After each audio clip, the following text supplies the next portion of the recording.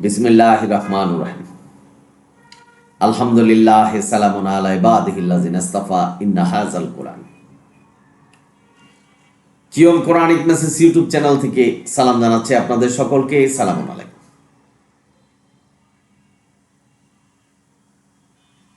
আজকের প্রসঙ্গ, এক ভাই প্রশ্ন করলেন যে কোরআনে সালাতের বর্ণনা নেই। অনেক মোল্লারা বলছেন, যারা বলছেন তারা কি কাফের কিনা। প্রশ্ন ভালো করেছেন, কিন্তু যোগ উপযোগী প্রশ্ন করেছেন, কিন্তু জবাব দেওয়া খুব কঠিন। আল্লাহ ভরসা, আল্লাহু আকবার। এই কোরআনের অনুসারে আমি আপনার জবাব দিচ্ছি। এটার খুব সংক্ষিপ্ত জবাব যদি দিতে হয়, তাহলে যারা কোরআন মানে না, কোরআনের নির্দেশনা মানে না, তারা কাফের। এবার আসুন, আমি আপনাদেরকে প্রমাণ করছি যে কোরআনের সালাতের বর্ণনা আছে। আসুন দেখি। নামাজের পূর্বে কোরআন থেকে পাঠ করতে হবে, এটা পাবেন আপনি সূরা ফাতিরের 29 নম্বর আয়াতে। নামাজে দাঁড়াইতে হবে, কোরআন থেকে পাঠ করতে হবে নামাজে দাঁড়িয়ে, মুজাম্মিল 20 নম্বর আয়াতে। কেবলার দিকে ফিরে নামাজ পড়তে হবে, বাকারার 143, 144, 145 নম্বর আয়াত। তারপরে দাঁড়িয়ে নামাজ পড়তে হবে যদি কোনো ওজর আপত্তি না থাকে, বাকারা 238। হাত পা সাক্ষী দিবে, তাই হাত পাকে ব্যবহার করতে হবে। আল্লাহু আকবার বলে বাঁধতে হবে, রুকু সেজদা করতে হবে, শরীরের অঙ্গভঙ্গি করতে হবে। এটা সূরা ইয়াসিনে, অর্থাৎ হাত পা সাক্ষী দিবে। নেদা দিতে হবে, নেদা দিতে হবে। এই নেদার শব্দগুলি পারবেন সূরা আনামের 19, বাকারার 43 এবং মুহাম্মদের 19 নম্বর আয়াতে। আল্লাহু আকবার, আল্লাহু আকবার, আশহাদু আল্লা ইলাহা ইল্লাল্লাহ, আশহাদু আল্লা ইলাহা ইল্লাল্লাহ, আকিমুস সালাত, আকিমুস সালাত, আল্লাহু আকবার, আল্লাহু আকবার, লা ইলাহা ইল্লাল্লাহ, লা ইলাহা ইল্লাল্লাহ। দুইবার শব্দগুলি পারবেন, কারণ জোড়ায় জোড়ায় সব ইবাদত আল্লাহ সৃষ্টি করেছেন। এই ব্যাপারে আমি অনেক ভিডিও দিয়েছি, পাবেন। নেদার উত্তর দিতে হবে। যেমন আজকের সমাজে মোল্লারা একামত দেয়, কাদ কামাতিস সালাহ, হাইয়াল সালাহ, হাইয়াল আল ফালাহ, আসসালাতু খায়রুম মিনান নাওম, এগুলি কোরআনের কোনো শব্দ নয়। আর আজান নামাজের সাথে সম্পর্কিত নয়, আজান হলো হজের সাথে সম্পর্কিত।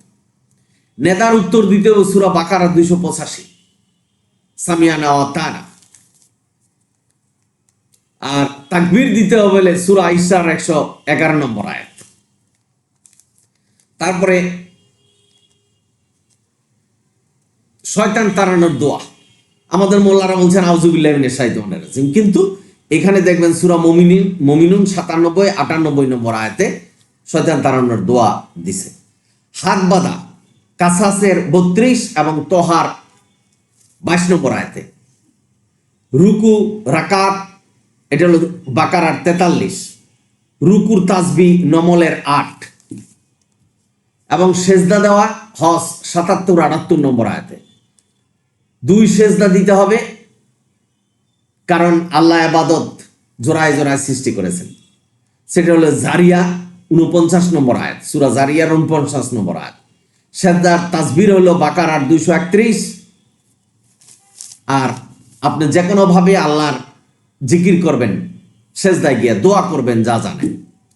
আর 2 রুকুর 2 রাকাত পড়ার পরে বসে তাশাহুদ এবং দুরুদ যে পাঠ করছেন, এটা কোরআনের কথা নয়, সূরা বাকারার শেষ 2 আয়াত পড়বেন। এটা হলো সবচেয়ে বড় ভালো মোনাজাত।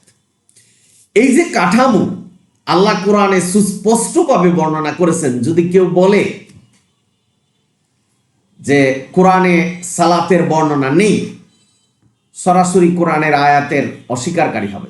এই সবগুলি আয়াতের অস্বীকারী হবে এবং সূরা আনামের 38 নম্বর আয়াতের অস্বীকারী হবে এবং মায়দা আয়াতের অস্বীকারী হবে। কারণ সূরা মায়দার 3 নম্বর আয়াতে বলছেন কোরআন পূর্ণাঙ্গ কিতাব, কোরআন দিয়েই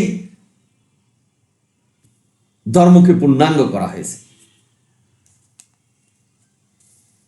আপনারা যারা শুনছেন, সুতরাং যারা বলে যে কোরআনে সালাত নেই, এবং অনেক আইকনদারি মোল্লারা বলতেছেন, ওয়াজ নসিহত শুনবেন যে সালাতের বর্ণনা কোরআনে নেই, এটা হাদিসে যেতে হবে। তাহলে আল্লাহ বলছেন কোরআনে আমি সব কিছুই বাদ দেইনি, আল্লাহ বলছেন কোরআন পূর্ণাঙ্গ কিতাব, আল্লাহ বলছেন ধর্মকে পূর্ণাঙ্গ করা হয়েছে কোরআনের মাধ্যমে, আল্লাহ বলছেন এই কোরআনকেই অনুসরণ করো, সূরা আনামের 153, ইউসুফের 40। এবং আল্লাহ বলছেন যে তোমরা পরীক্ষা দিতে আসছো, এই দুনিয়াতে পাঠানো হয়েছে, সিলেবাস হলো কোরআন। আল্লাহ বলছেন এই কিতাব তোমাদের জন্য নির্দেশনা, যারা মুমিন তাদের জন্য নির্দেশনা, এটাই তোমরা অনুসরণ করো। নবীকে বলছেন অনুসরণ করতে, এবং কাউমদেরকে, নবীর কাউমদেরকে বলছে তারাও যেন অনুসরণ করে।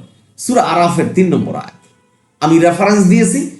এইসব আয়াত থাকা সত্ত্বেও যদি আল্লাহ যেখানে বলছেন যে কোরআন পূর্ণাঙ্গ কিতাব, কোরআনই নির্দেশনা,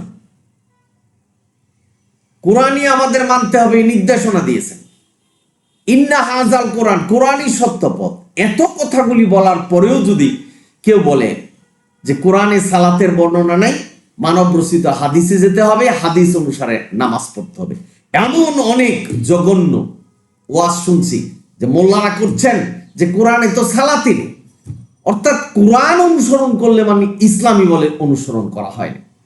মাআযাল্লাহ, তাদেরকে আল্লাহ হেদায়েত করুন, আমি দোয়া করছি তাদের জন্য যেন হেদায়েত হয়। আর তারা যদি এগুলো অস্বীকার করে, যেমন সূরা মায়েদার ৪৪ নম্বর আয়াত, কোরআন থেকে যারা পাঠ করে না, কোরআন থেকে বিচার করে না, তারা কাফের। সুতরাং এতগুলি আয়াত যদি অস্বীকার করা হয়, তারা তো আপনি নিজেই বুঝবেন যে তারা কি কাফের হয়েছে না এখনো মুসলমানে আছে। এখন আপনাদের মনে প্রশ্ন জাগতে পারে, তাহলে যারা নামাজ পড়ে না তারা কি কাফের? না, যারা নামাজকে অস্বীকার করবে তারা কাফের। একটা জিনিস চিন্তা করবেন, যারা নামাজ পড়ে না, না পড়া অবস্থায় মৃত্যুবরণ করেছে, তার মানে কোরআনের আয়াত আকিমুস সালাত এটার অস্বীকার করে গেলেন, তার মানে তারাও জাহান্নামে যাবে। তো কাফের যারা আছেন তারাও জাহান্নামে যাবে, যারা কোরআন অনুসারে বিচার করে না তারাও কাফের, তারাও জাহান্নামে যাবে। তাদের মধ্যে পার্থক্যটা কোথায়? এখানে আপনার প্রশ্ন করেছেন যে যারা বলে যে কোরআনে সালাতের বর্ণনা নেই তারা কি কাফের কিনা। হ্যাঁ ভাই, কোরআন অনুসারে তারা কাফের হয়ে যাবে। শুধু তাই নয়, নামাজ যদি কোরআনের মতো করে না হয়, আল্লাহ যে নির্দেশনা দিয়েছেন সেরকম না হয়, তাহলে তারাও কাফের। কারণ সূরা তওবার ৩৬-৩৭ নম্বর আয়াতে বলছেন যে আল্লাহর দিন সুপ্রতিষ্ঠিত, সুনির্ধারিত। তাহলে আল্লাহর দিন কোনটা? কোরআন। এবং কেউ যদি মনে করেন যে কোরআন শুধু আল্লাহর দিন নয়, বুখারী শরীফ, মুসলিম শরীফেও আল্লাহর দিন, সেটাকেও কোরআনের মতো করে মানতে হবে যদিও সেটা কোরআনে না থাকে, তাহলে আপনিও কাফের হবেন। তাহলে যে কথা বলছিলাম, নামাজ না পড়লে কি কাফের হবে? যিনি নামাজকে অস্বীকার করে না, নামাজ পড়ে না, তারা কাফের নয়। আর যারা নামাজকে অস্বীকার করবে, আল্লাহর নির্দেশনাকে অস্বীকার করবে, তারা কাফের। অর্থাৎ আল্লাহ সালাতের নির্দেশনা দিয়েছেন কোরআনে। কেউ যদি বলেন যে সালাতের নির্দেশনা নেই, এটা হাদিস থেকে করতে হবে, অর্থাৎ তাদের মন গড়া নিয়ম পদ্ধতির মাধ্যমে সালাত কায়েম করেন, তাহলে আল্লাহর নির্দেশনা মানা হলো না। আল্লাহর নির্দেশনা যারা না মানে তারা কাফের, সুস্পষ্ট, বুঝতে পারবেন। সুতরাং ভাই বোনেরা, এখানে বলার অপেক্ষা রাখে না যে যারা বলবে যে কোরআন অপূর্ণাঙ্গ, পূর্ণাঙ্গ নয়, অর্থাৎ নামাজ নেই, সালাতের বর্ণনা নেই, তারা নিশ্চিত কাফের। আমি কোনো ব্যক্তি, সমাজ, গোষ্ঠীকে ইহা প্রতিপন্ন করার জন্য এই ভিডিও দিচ্ছি না। আমি কোরআনের রেফারেন্স দিয়ে আপনাদের সামনে তুলে ধরলাম, এবং চিন্তা গবেষণা করুন, এবং বিশেষ করে যিনি প্রশ্ন করেছেন তারা কি কাফের হবে কিনা। এমন অনেক ব্যক্তি আছে যে বলে যে ভাই নামাজ পড়তে হবে, নামাজ আল্লাহর, ওই নামাজ না পড়লে দোজখে যেতে হবে। তারা কিন্তু কাফের নয়, তারা স্বীকার করছেন কিন্তু পড়ছেন না, তাদের গুনাহ হচ্ছে। আর যারা সালাতকে অস্বীকার করছে, কোরআনের মতো করে পড়তে অস্বীকার করছে, কোরআনে সালাতের বর্ণনা নাই বলছেন, তারা নিশ্চিত কাফের। আশা করি বুঝতে পেরেছেন। বিশেষ করে যিনি প্রশ্ন করলেন, আমি এখানে কোরআনের রেফারেন্স দিয়েছি, আপনারা এই আয়াতগুলি পড়ে দেখবেন। বাবানরা, আমরা এখানে পরীক্ষা দিতে এসেছি, সিলেবাস হলো কোরআন। সুতরাং আপনারা সকলেই ভালো থাকুন, সুন্দর থাকুন, শান্তিতে থাকুন, কোরআনের পথে থাকুন। যদি ভিডিও ভালো লাগে সাবস্ক্রাইব এবং শেয়ার করুন। অনিল হামদুলিল্লাহ রাব্বিল আলামিন। সালামুন আলাইকুম।